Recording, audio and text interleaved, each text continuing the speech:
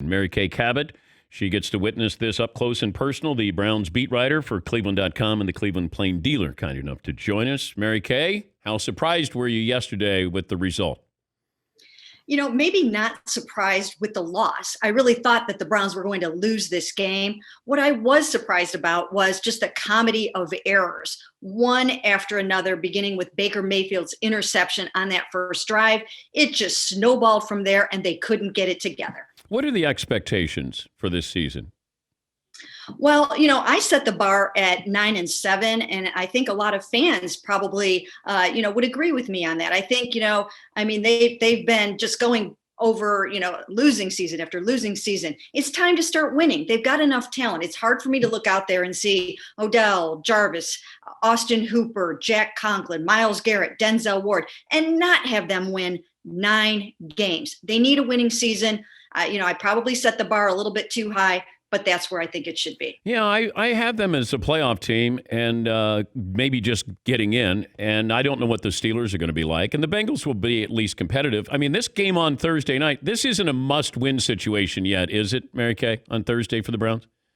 I don't want to say must win. I hate to use that too early. I like to reserve that for when you're just about to be eliminated from playoff contention. So I don't want to say that at this point, but the statistics bear it out. If you start out 0-2, it's really, really a long, hard road to make the playoffs. The percentages are very, very low. Also, it's a division game. You can't be letting the Bengals come into First Energy Stadium, even though there will only be 6,000 fans there. You can't let Joe Burrow come in here and beat Baker Mayfield. That can't happen. And you've already lost a divisional game to the Ravens, and now you got the Bengals on Thursday night.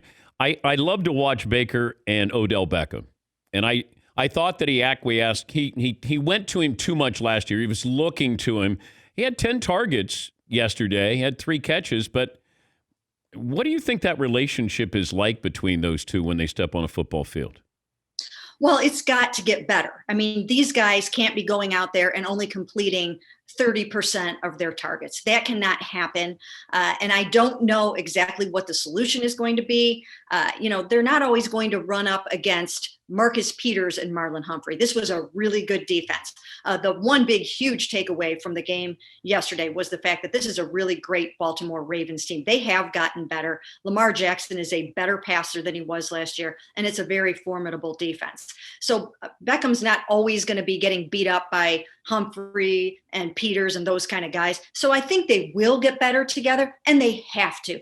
I think they need to be in double-digit touchdowns together, and if they can be, it means playoffs. Is Jarvis Landry their best wide receiver? Right now, yes.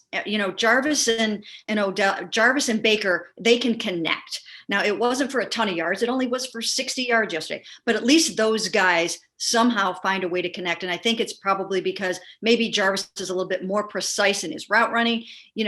Odell's always been able to freelance, to do whatever he has to do to get open and, to shake these guys off and to beat the double teams. And that's just not really the kind of offense this is.